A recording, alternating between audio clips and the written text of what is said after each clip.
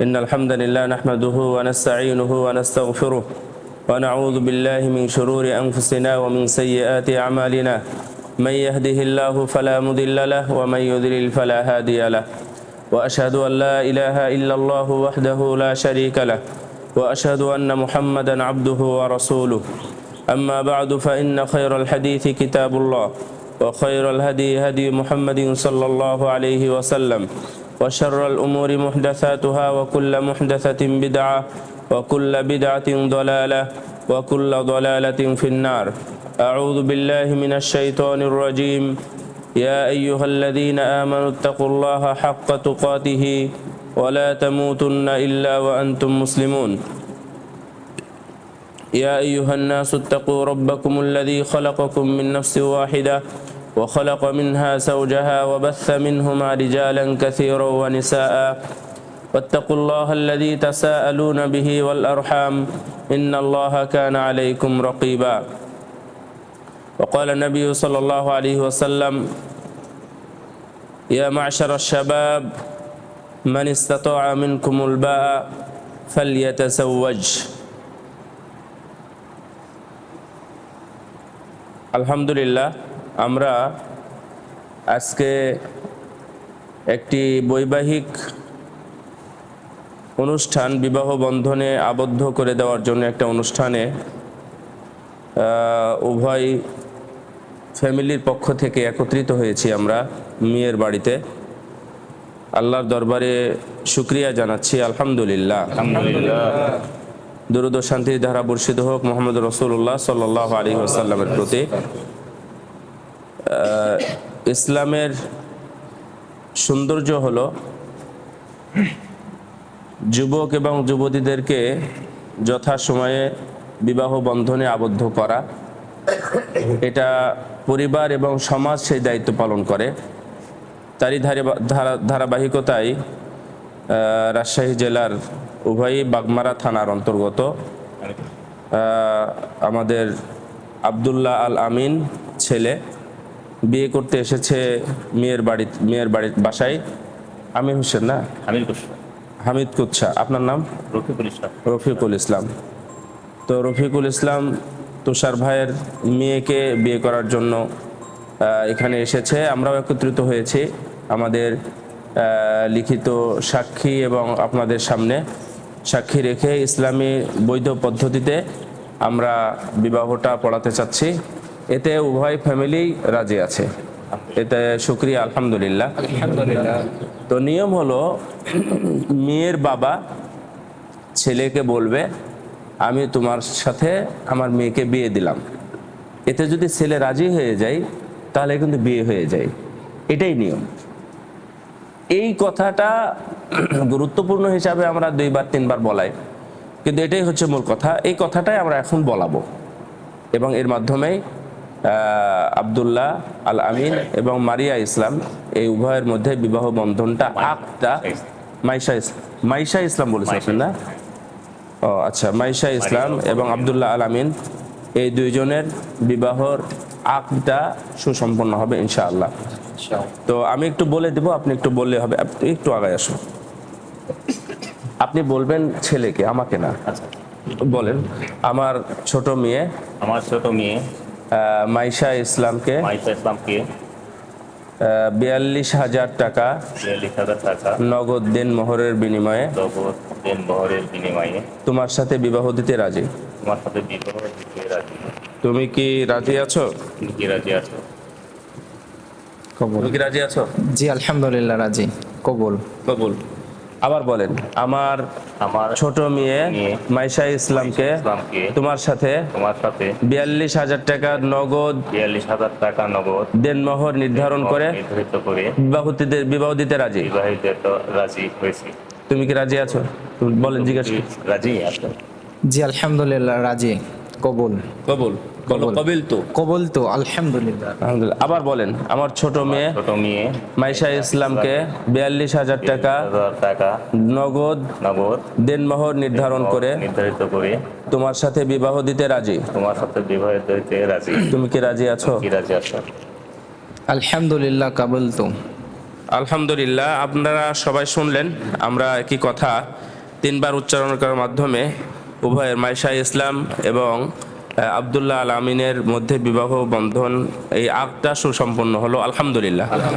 এখানে রাসূল সাল্লাল্লাহু আলাইহি ওয়াসাল্লামের পক্ষ থেকে শিখানো যে দোয়াটা আছে এই দোয়াটা আপনারা করবেন, আমিও করছি, আপনারাও আমাদের সাথে করতে পারবেন যে বারাকাল্লাহু লাকা ওয়া বারাকা আলাইকা ওয়া জামাআ বাইনাকুমা ফি খাইর। বারাকাল্লাহু লাকা ওয়া বারাকা আলাইকা ওয়া জামাআ বাইনাকুমা ফি খাইর। আলহামদুলিল্লাহ, বিবাহটা সম্পন্ন হলো। যদি তোমাদের ওলিমা খেজুর থাকে তাহলে দাও। হ্যাঁ, খেজুর আছে। খেজুর থাকলে এখানে কিছু দিয়ে দেন, খেজুরটা এটা আর যেখানে আছে সেখান থেকে নিয়ে আসেন। মাঝখানে যেহেতু আপনারা উভয় ফ্যামিলির আছেন, তোমার ফ্যামিলির কে কে আছে এখানে? ফ্যামিলির কে আছে? তোমার আমার বড় বাবা। বড় আব্বা? তোমার আব্বা আছে? না, আমার আব্বু আছে। তোমার আব্বু বেঁচে আছেন তো? জি, বেঁচে আছে। আসেনি কেন? আসেন এক বাসায় কাজ। আমাদের সমাজে এটাও একটা প্রচলন আছে, ছেলের বিয়েতে মেয়ের বিয়েতে বাবা যায় না, গেলে কি হয় না হয়। আমাদের বিয়েতে গেছে, আমার আব্বারা তো গেছেন, কিছুই হয় না। তো যাক আলহামদুলিল্লাহ, এখানে আমি অল্প কিছু নসিহামূলক কিছু বলবো আপনাদেরকে। যে হাদিসটা আমি পাঠ করছিলাম সেটা হলো ইয়া মাশারাশ শাবাব মান ইসতাতাআ মিনকুমুল বাআ, হে যুব সম্প্রদায়, তোমাদের যাদের বিবাহের সামর্থ্য আছে তোমরা বিবাহ করে নাও। যদি বিবাহ করো তাহলে লজ্জাস্থানের হেফাজত হবে। যদি সামর্থ্য না থাকে তাহলে তোমরা সিয়াম রাখো, তাহলে লজ্জাস্থানকে হেফাজতের জন্য এটাই সুন্দর উপায়। তো এই বাআ একটা শব্দ আছে, বাআ শব্দের অর্থ হচ্ছে সামর্থ্য। এই সামর্থ্যটা কিসের সামর্থ্য?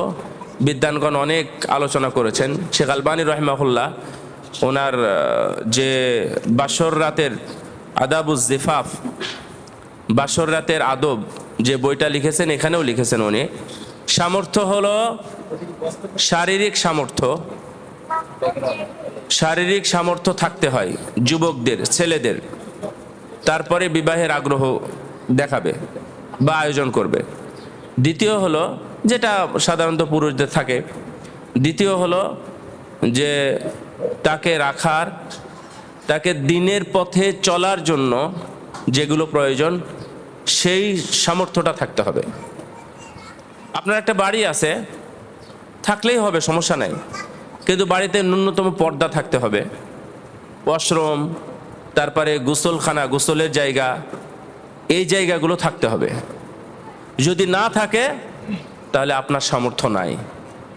আপনি নিয়ে গিয়ে গরু, বাছুর, ছাগল সহ ছেড়ে দিবেন, এগুলো কর্ম করে খাও, তার মানে আপনার সামর্থ্য নাই। আপনার বিয়ে করারই দরকার ছিল না, কারণ আপনার সামর্থ্য নাই।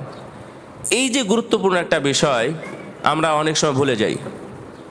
নিয়ে গিয়ে কোনো একটা কাজে দিয়ে দেন, কাউ মাকে সালাম দেওয়ায়, বাবাকে সালাম দেওয়ায়, পায়ে হাত দিয়ে সালাম দেওয়ায়, মামা এসেছে তাকে সালাম দাও, খালু এসেছে তাকে সালাম দাও, তার সামনে যাও, কথা বলো, হারাম। তার মানে আপনার যোগ্যতা নাই। এই সমাজের ম্যাক্সিমাম মানুষ, এমনকি আমরা আহলে হাদিসরা অনেকে জানি না যে আমার ওয়াইফ আমার মামার সাথে দেখা করতে পারে না। এটা অনেকেই জানে না আমার ওয়াইফ আমার আপন চাচার সাথে দেখা করতে পারে না। এখন যদি আমরা বলতে যাই না দুলা ভাইয়ের সাথে চলাচল আছে, তারপরে আমার দুলা ভাইয়ের সাথে আমার বউয়ের কথাবার্তা বলতে হয়, গিয়ে খাওয়াতে হয়, এটা যদি না করে তাহলে পারিবারিক গন্ডগোল হয়, এগুলো আছে। কিন্তু অনেকে জানে না যে খালুর সাথে দেখা করা যায় না, নিজের আপন খালুর সাথে দেখা করা যায় না। এটা মনে হয় আপনারা কেউ জানেন না, বা অনেকে জানে না যে আপন খালুর সাথে ভাগ্নি দেখা করতে পারবে না। মানে খালার হাজবেন্ডের সাথে একটা মেয়ে দেখা করতে পারে না যখন তার বয়স হয়। তো পর্দার বিষয়টা খুবই সিনসিয়ার। আমরা হজের মধ্যে গেলেও এই কথাটা বলি যে 5 নাম্বার রুকুন পালন করতে আসছেন, কিন্তু এর আগের রুকুনগুলো বাদ পড়ে আছে। আমি একদিন প্রশ্ন খুঁজলাম, প্রশ্নটা খুবই গুরুত্বপূর্ণ, এটা বিয়ের সাথে সম্পৃক্ত। তো মক্কা মদিনায় দেখে আমার কাছে মনে হলো যে আমি এই বিষয়টা সার্চ করি যে কোনটা বেশি গুরুত্বপূর্ণ, পর্দা নাকি হজ। তো সবাই উল্লেখ করেছেন যে পর্দাটাই বেশি গুরুত্বপূর্ণ। দাও, সবাইকে দিয়ে দাও। তো পর্দাটাই বেশি গুরুত্বপূর্ণ। তাহলে আপনি বিয়ে করতেছেন, এই বিষয়টা দেখবেন। 2 নম্বর বিষয় হলো এটা পর্দা গেল। 2 নম্বর হলো যেহেতু উভয় ফ্যামিলি আছেন, একটা মেয়ে যখন এই বাড়ি থেকে আরেক বাড়িতে যাবে তখন ও কিন্তু ওই বাড়ির মতো চলাফেরা তার নাই। ওর চলাফেরা হলো তার বাবার বাড়ির মতো। কিভাবে খাবে, কিভাবে ঘুমাবে, কখন ঘুমাবে, কিভাবে তাই সে ওয়াশরুমে যাবে, কিভাবে মানুষের সাথে কথা বলবে, হয়তোবা মানে ভালো করে কথা বলতে জানে না, অন্যের সাথে কিভাবে কথা বলতে হয় তার এটা প্র্যাকটিস নাই। তো এই প্র্যাকটিসটা স্বামী শিখাবে। তো স্বামী যদি আগেই তার উপর রাগ করে, শ্বশুর শাশুড়ি আগেই যদি তার উপর বিরক্ত হয়, তাহলে এই মেয়ে ও বাবাকে ছেড়েছে, মাকে ছেড়েছে, নিজের ভাই বোন সবাইকে ছেড়ে অন্যর বাড়িতে গেছে। এই ছেলেটা কাকে ছাড়ছে বলেন তো? কাউকে ছাড়ছে? কাউকে ছেড়ে দিছে? ও নিজের বাড়ি, নিজের ঘর, নিজের মা বাবা ভাই বোনের সাথে দাপটের সাথে আছে, আর ওর তো কেউ নাই। তাহলে এই ক্ষেত্রে আপনাদের দারুণভাবে খেয়াল রাখা উচিত। একটা মেয়ে হেলা খেলা নয়। আমরা বিয়ে দেওয়ার জন্য যেমন ছটফট করি, অনুরূপভাবে মেয়ে যখন বিয়ে দেয় তখন কিন্তু বাপ মা সবাই কিন্তু কান্নাকাটি করে। কান্নাকাটি করে না? মেয়েও কাঁদে, মেয়ের মা বাবাও কাঁদে। ম্যাক্সিমাম এমনটাই দেখি। কেন? এই যে ছোটবেলা থেকে কোল থেকে নিয়ে পেট থেকে ধরে আজকে চিরদিনের মতো, এটা কিন্তু চিরদিনের বিদায়। ও আসবে বেড়াতে মেহমান হয়ে, নিজের বাড়ির অধিকার নিয়ে আর আসবে না।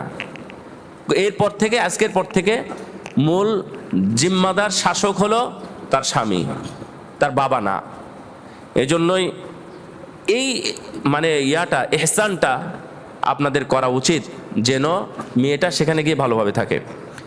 আর 3 নম্বর হলো, এটা হচ্ছে মেয়ের বাবার জন্য বা মেয়ের পরিবারের জন্য। ও যদি ফোনে কিছু বলে দেয় তাহলেই শুনেই খবরদার সিদ্ধান্ত নেবেন না।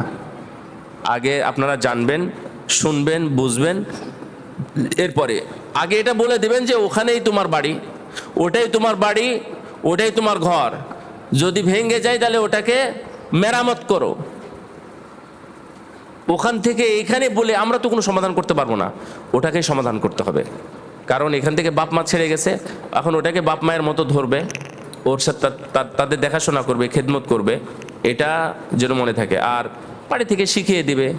এখানে যদি আপনার বৌমা থাকে বা অর্থাৎ আপনার ছেলে সন্তানের বউ থাকে, তাহলে তারা কিন্তু চায় যে আমার মা বাবার খেদমত করুক। তাহলে এই মেয়েরও চাওয়া উচিত বা করা উচিত আমার শ্বশুর শাশুড়ি আমি খেদমত করব, তাহলে ওর বাবা মায়েরও কেউ খেদমত করবে। তো এই বিষয়গুলো সামাজিক যদিও, তারপরেও এটা বিয়ের সময় এটা অবশ্যই ধর্মীয় বিষয়। এই বিষয়গুলো আপনাদের সামনে উল্লেখ করলাম। পরস্পরে তাদের জন্য দোয়া করবেন।